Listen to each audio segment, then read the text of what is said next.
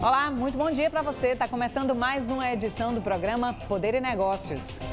A gente dá continuidade às nossas entrevistas com atores políticos das eleições de 2022. O ano deve começar com muita expectativa em relação aos candidatos e candidatas que serão colocados à prova no ano que vem.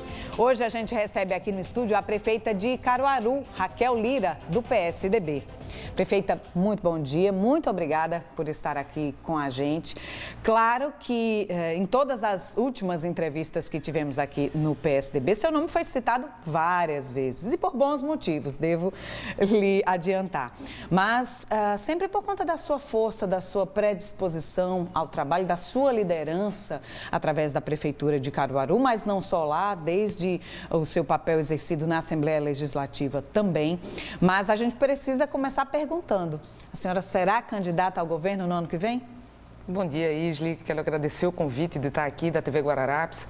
Para mim é uma oportunidade de poder falar um pouco sobre o cenário de Pernambuco, sobre a nossa gestão à frente da Prefeitura de Caruaru e um bocadinho do cenário nacional.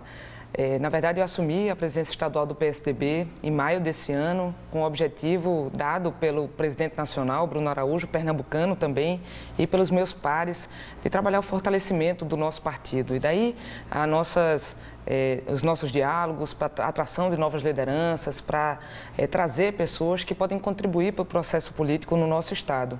Ao lado disso, é óbvio que o fato de eu ser prefeita da cidade que é mais relevante para o PSDB aqui, a mais importante junto com Petrolina, do interior do estado de Pernambuco, do ponto de vista econômico, da referência regional.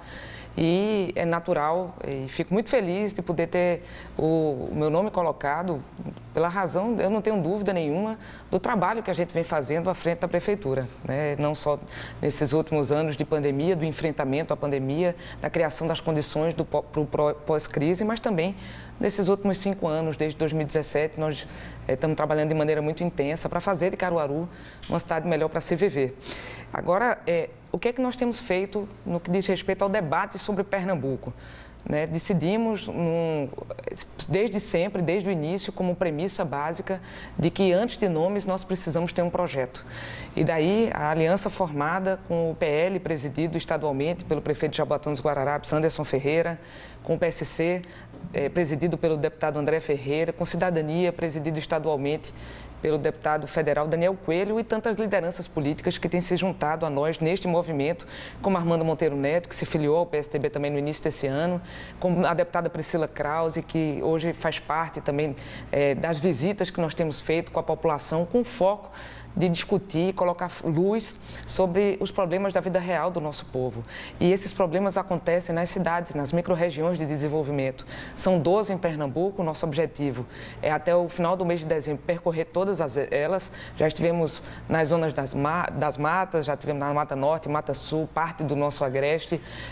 Estamos esse final de semana caminhando pelo sertão de Pernambuco, em Arco Verde, em Salgueiro, e fazendo debates temáticos, não só no Recife, mas na região metropolitana do Recife também. E com esse movimento, para que a gente possa, enxergando os problemas, criar a agenda do futuro do nosso estado, construída coletivamente. Se a gente coloca o depois, antes do antes, se a gente coloca nomes antes da construção de um processo coletivo de elaboração dessa agenda, e se os problemas eles têm focos regionais, micro-regionais, as soluções também estão nos municípios e nas regiões, a gente precisa conseguir, criando a agenda, no ano que vem, definir um nome que vai representar legitimamente a candidatura das forças de oposição nesse projeto. A senhora está preparada para ser governadora do estado? Falar sobre... É muito difícil a gente ter... Eu já tive a oportunidade de exercer diversos cargos, né? Quer por concurso público, quer pelo mandato eletivo, né? Nos últimos 10 anos, tive a oportunidade de ser por 2 vezes deputada estadual e agora eleita e reeleita prefeita de Caruaru. E sempre tenho a certeza de que nós não estamos prontos para nada, porque a gente tem sempre que estar muito aberto para aprender, né? Quando a gente pensa, já tem uma frase dita por Ulisses Guimarães, que na política, quando a gente pensa que aprende, morre. Né? A perspectiva que a gente tem de achar que tem tudo sob controle, sob comando, vem a vida e nos ensina que a gente precisa aprender muito mais. A pandemia é o último exemplo do que nós temos nisso. Né? Quando você tem a gestão sob controle, vou fazer isso no 3º ano de governo, no 4º, no 1º ano de gestão, da 2ª gestão. E aí a gente precisou redirecionar tudo e aprender de novo como fazer as coisas. E isso é positivo, porque a gente tem que aprender a inovar, a fazer diferente, a ser mais eficiente, a cuidar mais das pessoas, a agenda da população, né, tê-la como prioridade e, com isso, conseguir destrinchar o governo para poder chegar mais perto dessa população.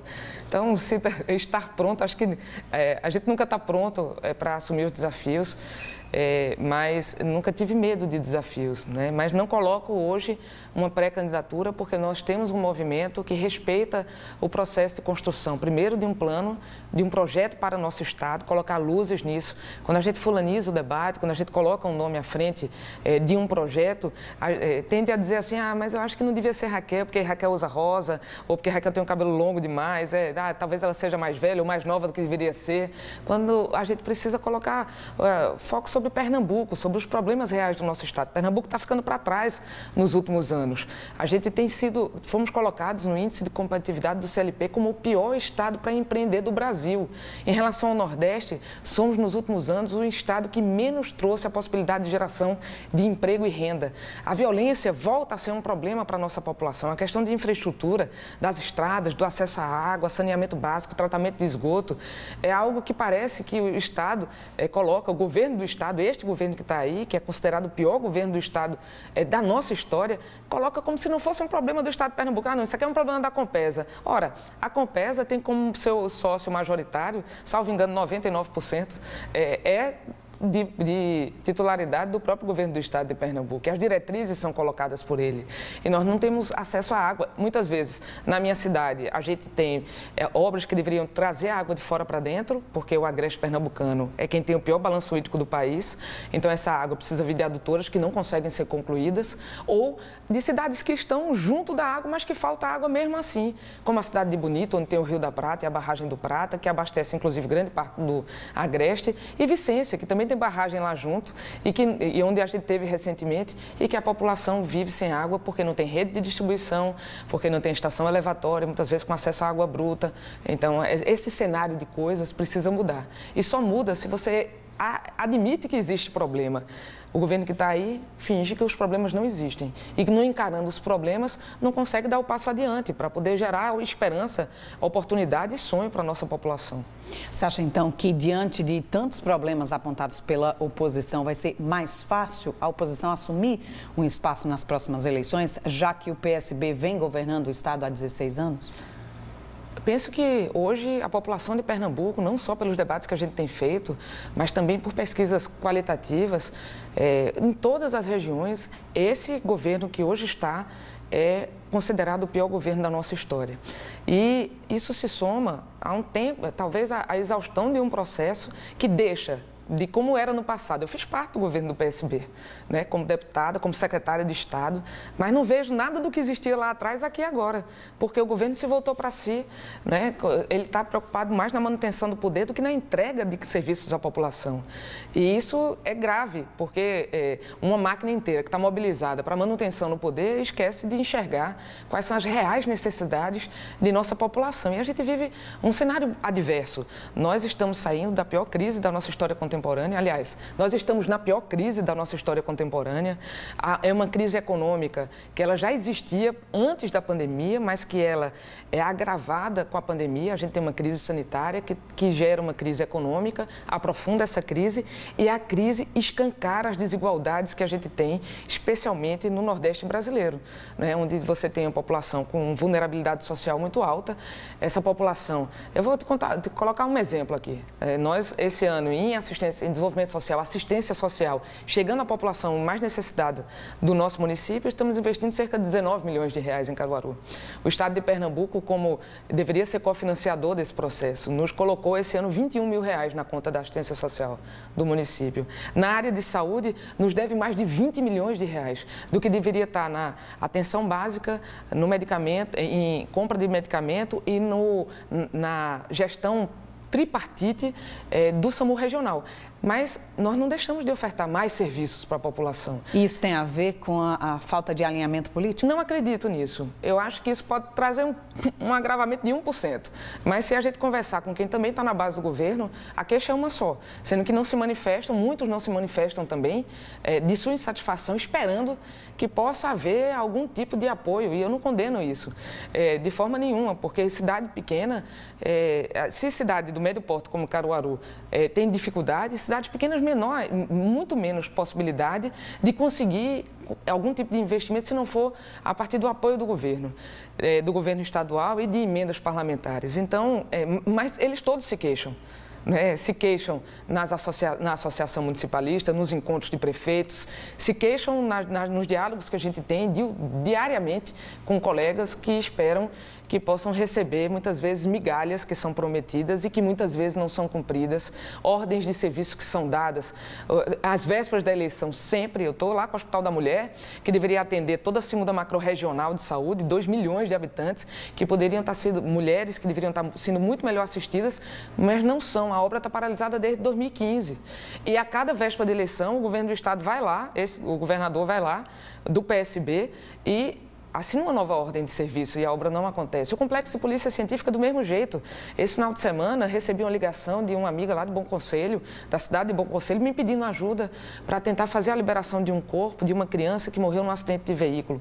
Por quê? Porque nos finais de semana o IML não funciona, ele já funciona de maneira inadequada, num local pequeno, embaixo do Hospital Regional do Agreste, com um servidor emprestado da prefeitura, cedido lá para poder fazer funcionar. E quando chega no final de semana, tem que esperar o final de semana acontecer, ou traz o corpo aqui para Recife para fazer perícia. Então, você sofre duas vezes vitimizado para poder atender no momento em que a população mais precisa, na área de saúde de um lado, na área da agonia da morte de outro, né? Então, não acredito que isso se dá porque, eventualmente, nós estamos em campo de oposição.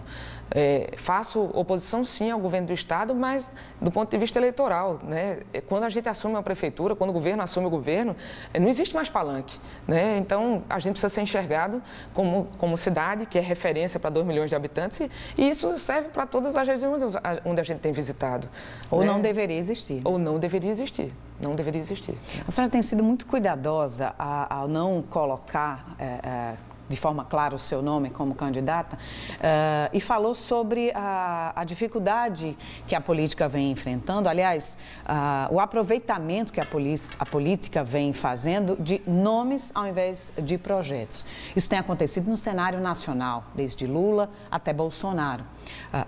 As semelhanças em relação aos mitos são as mesmas. Isso tem atrapalhado a política nacional e também aqui no Estado? Nós precisamos discutir o Brasil, né? Discutir os problemas reais do Brasil. Como é que nós vamos superar a crise da pandemia da qual eu falava? A crise sanitária, que traz uma crise econômica e que desemboca numa grande crise social. Muitos dos empregos e da renda perdidas não voltarão no pós-pandemia, porque o cenário mudou, porque não haverá mais capacidade de absorver a todos que perderam seu emprego e sua renda. Como dar o passo adiante? Esse é o problema real do Brasil, o enfrentamento à pobreza, o enfrentamento à vulnerabilidade, a necessidade de gerar oportunidades. E a gente gera oportunidade enxergando novos horizontes, que vai no cuidado com a educação, na preparação da nossa juventude, na geração e atração de diversificação de nossa matriz econômica, para permitir que novos negócios possam ser abertos. Ainda essa semana, lá em Caruaru, a gente lançou, em parceria com o SEBRAE e a BDI, a Associação Brasileira de Desenvolvimento Industrial, e a SUDENE, um projeto chamado Feira Conectada. Iniciamos o projeto com 100 microempreendedores individuais, que vamos trabalhar junto com eles a maturação digital e de gestão. Por quê? A pandemia não permitiu a feira funcionar por 6 meses. E se vier outras? Como fazer? E como ganhar novos mercados, já que parte do mercado que existia antes não existirá mais? Isso vai ter que ser superado de outra forma, através de novas tecnologias, não necessariamente de grandes softwares, mas de forma diferente de fazer velhas velhas coisas, de prestar os serviços, né? Isso serve para dentro da gestão pública, quando a gente tem que ofertar serviços de maneira diferenciada, derrubando alguns paradigmas que a gente tinha antes e que hoje não tem mais, correr processo eletrônico, processo digital, permitir telemedicina, atendimento psicológico pela internet e com isso a gente poder garantir o atendimento à população que está mais necessitada de um outro jeito.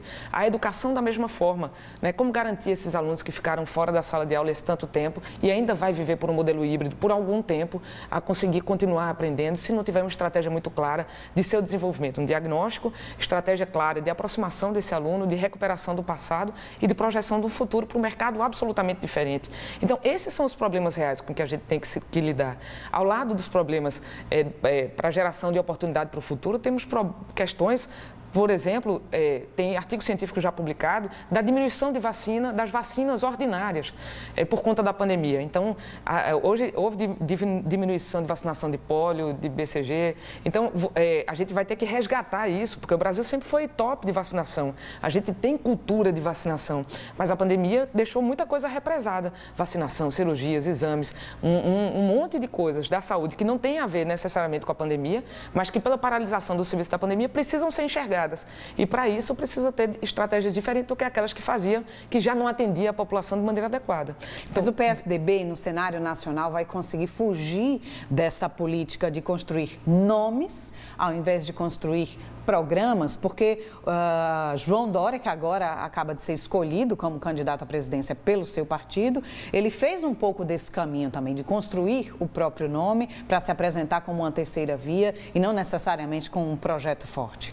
O PSDB, de maneira inédita, decidiu pelo modelo de prévias para a decisão sobre o seu candidato à presidência da República. Depois de um processo de campanhas, houve a definição no último sábado de quem seria o candidato. O governador João Dória venceu essas prévias. Recebemos todos os pré-candidatos aqui em Pernambuco, como presidente do PSDB estadual, em Recife e na cidade de Caruaru. Apresentamos o Pacto pelo Nordeste para que pudesse ser internalizado em quem quer que fosse o candidato no programa, de quem quer que fosse o candidato à presidência da República, enxergar o Nordeste como parte da solução do Brasil.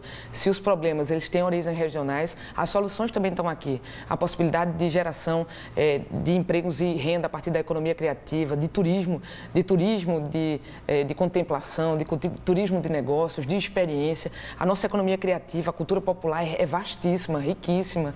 A gente tem um polo de desenvolvimento tecnológico que não deixa a desejar qualquer polo do mundo, como o polo aqui desenvolvido através do Porto Digital. E enxergar o Nordeste como parte da solução do Brasil faz parte de discutir o Brasil e montar um projeto de Brasil a partir de discussões regionais com especialistas, ser apresentado à população no ano que vem do país. É esse o desafio que o PSDB tem, unir o partido internamente, criar uma força e um leque de alianças que permita fazer essa discussão sobre os problemas reais do nosso país, assim como a gente tem feito aqui no nosso estado de Pernambuco. Mas as prévias não demonstraram que o partido está dividido em relação à decisão ao candidato? As prévias permitem um movimento de democracia, né? Houve uma decisão e a democracia interna prevaleceu. Mais de 30 mil filiados puderam participar, todos os mandatários, né? Prefeitos, vereadores, vice-prefeitos, deputados, senadores, governadores, ex-presidentes do partido, ex-presidente da República, de uma forma democrática, conseguiu eleger o seu candidato. É claro que havia muitos bons nomes e o partido se dividiu nesse sentido. Agora o desafio é fazer a união do partido e conseguir apresentar um projeto para o país, né? E nós ajudaremos nesse sentido. Vamos fazer o seguinte, a gente vai para um rápido intervalo agora. Daqui a pouco a gente continua essa entrevista com Raquel Lira, prefeita de Caruaru. Não sai daí que a gente volta já.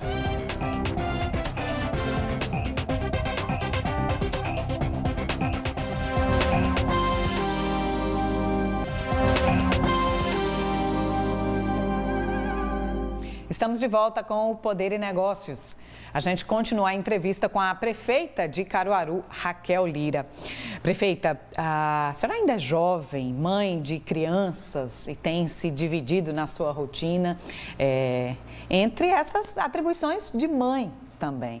No que a sua postura como mãe, a sua postura como mulher tem sido importante na gestão da prefeitura e pode ser importante, por exemplo, numa possível gestão do Estado? Obrigada pela referência do jovem. Eu acabei de fazer aniversário, 43 anos. Olha aí. Mas muita alegria de poder contribuir com o ponto de vista da mulher sobre a perspectiva feminina na gestão pública. Nós temos subrepresentação de mulheres na política no Brasil e nós temos indicadores aqui muito ruins dessa subrepresentação, piores do que países que têm uma democracia muito mais frágil do que a nossa.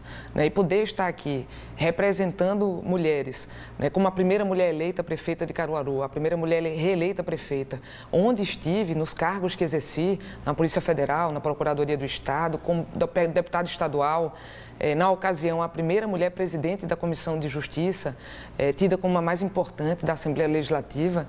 É claro que a gente traz uma perspectiva feminina, a gente não quer ocupar o espaço dos homens, a gente precisa trazer uma nova visão de mundo. Aliás, uma forma diferente de ver o mundo, que não é nova, né? É tão antiga quanto a nossa existência, mas a gente não ocupa espaços de poder. É claro que o fato de ser mulher, de ter crianças, de ter uma família, mandar um beijo para os meus filhos, João, Nando, para o meu marido, Fernando, eles que certamente estarão nos acompanhando nessa entrevista, traz uma perspectiva diferente. Por exemplo, uma questão que a gente colocou como bandeira primordial do nosso mandato foi criação de vaga de creche. E por que criação de vaga de creche é importante? Primeiro, brincaram muito com isso durante a campanha. Fizeram meme comigo, me chamaram de creche. Mas a gente conseguiu colocar a educação infantil como foco prioritário da discussão política pela primeira vez na eleição na nossa cidade. E por que é importante discutir a educação infantil? Não somente porque a ciência já indica, e também principalmente por isso, que investir na primeira infância é a melhor forma, mais eficiente e efetiva de garantir adultos com independência, autonomia e com capacidade de gerenciar a sua vida, por todo o seu desenvolvimento social, psicossocial, motor e também pedagógico. A gente conseguiu hoje ter mais vagas de creche, 5 vezes mais vagas de creche do que eu recebi a prefeitura em toda a sua história. Nós conseguimos chegar em 5.500 novas vagas e no final do ano que vem chegaremos a 8.000, o que significa 50% de crianças de 0 a 3 anos dentro da creche. Nós já estamos no momento de fazer buscativa, de bater a porta das crianças junto com a assistência social e o programa de saúde da família para dizer, olha, mãe, tem vaga de creche aqui, vamos matricular a sua criança o mais cedo possível para permitir que ela possa se desenvolver em sua plenitude. Isso não necessariamente tem a ver com o fato da mulher precisar trabalhar ou não. Isso tem a ver com o desenvolvimento da criança. Tem com o desenvolvimento da criança, mas é a única forma que a mulher tem de conseguir trabalhar. Sim. Porque na nossa cultura, quem cuida das crianças, na nossa cultura aqui no Brasil, das pessoas com deficiência, dos idosos, dos doentes e das crianças pequenas são as mulheres. Se não tem espaço para deixar a criança, ou a criança fica submetida a risco, porque fica sendo cuidada pelo seu irmão mais velho, por um vizinho, que às vezes não tem as habilitações adequadas, ou vizinha, para cuidar da criança, nem a forma mais adequada, ou a mãe deixa metade do seu salário para poder cuidar da criança, ganha R$800, deixa 400 para poder deixar a criança cuidada, e aí ela não consegue sair para trabalhar. Então, criar política pública para a criança, abrir vaga de creche é permitir também que a mulher possa se desenvolver profissionalmente, que ela possa ter a liberdade de buscar a sua renda e, com isso, garantir que a vida de sua família tenha mais estabilidade. Então, em qualquer conferência para mulheres, de política pública para a mulher, a questão número 1 que se pede é vaga de creche. Qualificação profissional. Vamos fazer qualificação profissional para a mulher? A mulher não quer fazer qualificação profissional. Mas sabe por que não? Porque se esquecem que mulher tem menino, tem criança, que se você não cuidar das crianças enquanto ela faz qualificação profissional, ela não vai conseguir participar. Então, todas as qualificações profissionais que nós fazemos em Caruaru para mulheres, nós licitamos junto com a qualificação profissional, educador social, lanche, para poder cuidar das crianças enquanto as suas mães estão sendo qualificadas. E ficar com a cabeça tranquila. Parece um detalhe muito simples, a gente até brinca com isso. Não dá para botar o menino no congelador e na volta botar no micro-ondas, fingindo que a mãe tem onde deixar a sua criança, especialmente no período noturno. Então, são detalhes que parecem simples, mas que não são. Você ter descentralizada a questão do atendimento, a prevenção do câncer de colo de útero, você ter marcas especializadas para mulheres com deficiência poder fazer o seu exame preventivo, né? Você ter acesso ao parto humanizado, né? Não necessariamente com prédio novo. A gente em Caruaru está construindo uma maternidade nova, mas na maternidade anterior, parto humanizado, direito à mulher poder ter, é claro que com a Covid isso teve um pouco mais de restrição, mas poder ter acompanhante, poder ter o seu filho, como esse momento tão mágico, né? Tão desafiador que é, mas um momento único. É um momento para a mulher estar confortável e com segurança. E isso acontece com a garantia do parto humanizado. Então, a questão do ciclo digno, de distribuir o absorvente para as mulheres que não têm condição de comprá-los. A gente colocou o programa Ciclo Digno já em funcionamento, aprovamos lei em Caruaru e nós já distribuímos para todas as nossas alunas da rede pública. Os estudos indicam que as mulheres deixam de praticar rotineiramente as suas atividades entre 4 e 5 dias por mês e faltam à escola, portanto, em razão da falta de absorvente. E parece que é um tema que a gente não podia tratar, porque era problema só de mulher, não. É problema de saúde pública, é questão de vulnerabilidade social. Entregar esse absorvente dentro da escola e poder falar sobre isso também. Então, não só entregar o absorvente para a menina levar para casa, mas também disponibilizar nos banheiros das escolas públicas esse absorvente. São temas que eram tidos como tabu. E que viraram meme, né? E viraram meme também. Ou isso seja, não é motivo de piada. Até o respeito não se tinha em relação a esses Pois temas. e sabe disso quem não tem dinheiro para comprar absorvente. Né? E num tempo desse, em que a renda está tão curta, vamos aqui, R$240 de Bolsa Família ou 400 de auxílio emergencial. Você coloca R$115 no gás de cozinha, a depender do lugar, muitas vezes comprando fiado, R$50 na conta de luz. Para comprar uma cesta básica, vai mais 60, 70, R$100, se você quiser algum tipo de proteína. O aluguel da casa, do quartinho onde a mulher vive, com sua família, vai mais 115, 120, 130, R$150. O dinheiro não dá. Não dá. Então, quando você vai na lista de prioridade, a absorvente não vai entrar nessa lista. Né? E tantas outras coisas que deixam de poder ser hoje tido como prioridade. O que é absolutamente essencial não consegue mais ser comprado. É verdade. Prefeita, infelizmente nosso tempo acabou. Muito obrigada por esse papo tão importante para a nossa construção, né, da nossa sociedade. Obrigada por estar aqui e boa sorte no ano que vem. Bem, é um prazer estar aqui, Isli, poder conversar contigo, com quem está nos assistindo no nosso querido estado de Pernambuco. Dizer que tenho muita fé no futuro, que apesar do momento de adversidade, não tenho dúvida nenhuma que o nosso o povo tem uma capacidade de superação empreendedora incríveis e a gente vai conseguir sair dessa crise muito mais cedo do que muitos imaginam, né? Tomara. Que bom. Obrigada. A gente vai ficando por aqui. Muito obrigada pela sua companhia. Um ótimo domingo para você. Domingo que vem a gente está de volta às 10 horas da manhã. Tchau, tchau.